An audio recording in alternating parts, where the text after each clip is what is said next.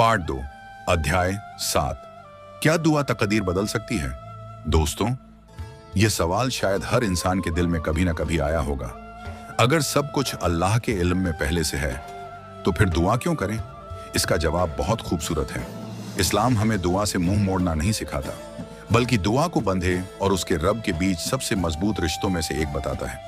दुआ सिर्फ मांगना नहीं है, दुआ यह स्वीकार करना भी है कि ए अल्लाह, मैं कोशिश कर सकता हूं, लेकिन असली मदद सिर्फ तेरी है। जब इंसान सच्चे दिल से दुआ करता है तो उसका दिल भी बदलता है, उसकी सोच भी बदलती है और कई बार उसकी जिंदगी का रास्ता भी बदल जाता है। यही वजह है कि एक मोमिन मेहनत भी करता है और दुआ भी करता है। अध्याय 8 तवक्कुल क्या है? बहुत लोग तवक्कुल का मतलब गलत समझते हैं। वे सोचते हैं जो होगा देखा जाएगा, लेकिन यह तवक्कुल नहीं है। कल्पना कीजिए, आपको एक लंबी यात्रा पर जाना है। क्या आप बिना पेट्रोल डाले, बिना रास्ता देखे, बिना तैयारी किए निकल पड़ेंगे? बिल्कुल नहीं।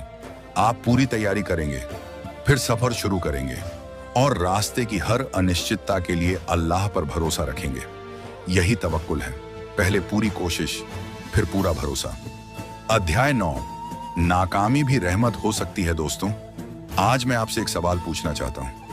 क्या आपकी जिंदगी में कभी ऐसा हुआ कि कोई चीज आपको उस समय बहुत बुरी लगी, लेकिन कुछ साल बाद समझ आया कि वही आपके लिए बेहतर थी? शायद कोई नौकरी नहीं मिली, लेकिन बाद में उससे बेहतर अवसर मिल गया।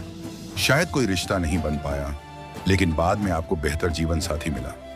शायद कोई योजना असफल हुई, लेकिन उसी असफलता ने आपको नई दिशा दे दी। उस समय जो नुकसान लग रहा था वह बाद में रहमत साबित हुआ। इसलिए हर बंद दरवाजा सिर्फ सज्जा नहीं होता, कई बार वह अल्लाह की हिफाजत भी होता है। अध्याय 10 दूसरों से तुलना मत करो। आज सोशल मीडिया पर हर किसी की कामयाबी दिखाई देती है, लेकिन उनकी पूरी कहानी नहीं।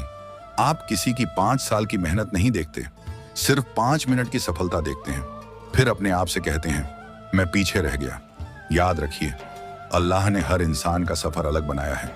किसी को जल्दी मिलता है, किसी को देर से, किसी की परीक्षा गरीबी से होती है, किसी की दौलत से, किसी की शोहरत से और किसी की गुमनामी से। इसलिए अपनी जिंदगी की तुलना किसी और से मत कीजिए। अपने कल से बेहतर बनना, यही सबसे बड़ी जीत है। अध्याय 11 कामयाबी का असली फॉर्मूला। अगर इस पूरी बात को कुछ शब्दों में समझना हो तो याद रखिए, सही नियत रखो, हलाल रास्ता चुनो, पूरी मेहनत करो, लगातार सीखते रहो, दुआ करना कभी मत छोड़ो, मुश्किल में सब्र रखो और नतीजे पर घमंड या मायूसी दोनों से बचो। यही वह रास्ता है जो इंसान को दुनिया में भी सुकून देता है और आखिरत की उम्मीद भी। शायद आज आप किसी ऐसी लड़ाई से गुजर रहे हैं जिसके बारे में किसी को पता नहीं। शायद आपने बहुत कोशिश की है, लेकिन अभी तक मंजिल नहीं मिली। अगर ऐसा है तो हिम्मत मत हारिए। हो सकता है आपकी कहानी अभी खत्म नहीं हुई। हो सकता है आप जिस दरवाजे को बंद समझ रहे हैं, अल्लाह उसके पीछे आपके लिए उससे बेहतर रास्ता तैयार कर रहा हो। यह रहा अंतिम भाग, भाग 4। इसका उद्देश्य दर्शकों के दिल पर गहरा असर छोड़ना है, ताकि वे केवल प्रेरित ना हो, बल्कि वीडियो देखने के बाद कुछ व्यावहारिक बदलाव करने का फैसला भी करें। अध्याय 12 एक मुसलमान की असली कामयाबी क्या है? दोस्तों, अगर मैं आपसे पूछूं दुनिया का सबसे कामयाब इंसान कौन है? कोई कहेगा सबसे अमीर, कोई कहेगा सबसे मशहूर, कोई कहेगा जिसके पास सबसे ज्यादा ताकत है। लेकिन इस्लाम एक अलग नजरिया देता है। अगर किसी इंसान के पास सब कुछ हो, लेकिन उसका दिल अल्लाह से दूर हो, तो क्या वह सच में कामयाब है? और अगर कोई इंसान ईमान, अच्छे अखलाकम और सुकून के साथ साधारण जिंदगी जी रहा हो, तो क्या उसे नाकाम कहा जा सकता है? इस्लाम सिखाता है दुनिया में मेहनत करो, लेकिन अपनी मंजिल सिर्फ दुनिया को मत बनाओ। दौलत कमाओ, लेकिन ईमानदारी से। इल्म हासिल करो, लेकिन घमंड मत करो।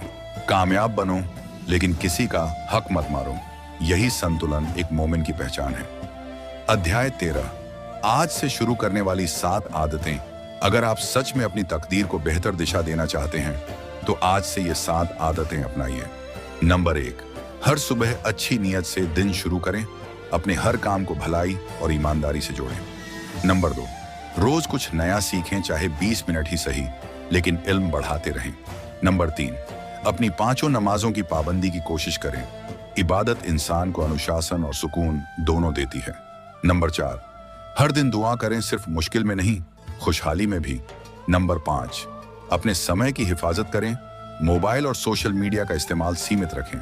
नंबर 6, हर असफलता से सीखें, हार को अपनी पहचान मत बनने दें। नंबर 7, हर रात अपना आत्म मूल्यांकन करें, आज मैंने कौन सा अच्छा काम किया, कल मैं क्या बेहतर कर सकता हूं। छोटे छोटे सुधार ही बड़ी कामयाबी की नींव बनते हैं। अध्याय 14, एक आखिरी कहानी। कल्पना कीजिए, 2 मुसाफिर रेगिस्तान में चल रहे हैं। पहले के पास तेज कदम है लेकिन दिशा नहीं, दूसरे के कदम धीमे हैं लेकिन रास्ता सही है। कुछ घंटों बाद पहला मुसाफिर भटक जाता है, दूसरा अपनी मंजिल तक पहुंच जाता है। जिंदगी भी ऐसी ही है, सिर्फ तेज भागना जरूरी नहीं, सही दिशा में चलना जरूरी है।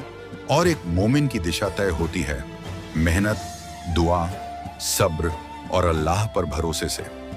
अगर आज आपकी जिंदगी मुश्किल दौर से गुजर रही है तो हार मत मानिए। अगर आपकी दुआ अभी तक पूरी नहीं हुई तो मायूस मत होइए। अगर आपकी मेहनत का फल अभी नहीं मिला तो रुक मत जाइए। याद रखिए, अल्लाह की योजना हमेशा हमारी समझ से बड़ी होती है। कई बार जो चीज हमें देर लगती है वही सही समय होती है। कई बार जो नाकामी दिखाई देती है वही आगे चलकर सबसे बड़ी कामयाबी का दरवाजा बन जाती है। इसलिए मेहनत करते रहिए, दुआ करते रहिए, सब्र रखिए और अपने रब पर भरोसा कभी मत छोड़िए। अंतिम संदेश दोस्तों, कामयाबी और तकदीर का रिश्ता यही है। तकदीर अल्लाह के इल्म और हिकमत का हिस्सा है, लेकिन इंसान को अपनी नीयत, मेहनत, दुआ और अच्छे कर्मों की जिम्मेदारी निभानी है। जब हम अपना फर्ज निभाते हैं और नतीजे को अल्लाह पर छोड़ते हैं, तभी सच्चा सुकून मिलता है।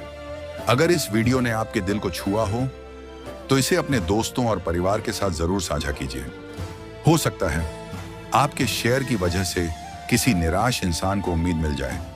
अल्लाह हम सबको हलाल मेहनत, सही नीयत, सब्र, तवक्कुल और दुनिया व आखिरत दोनों की भलाई नसीब फरमाए। आमीन।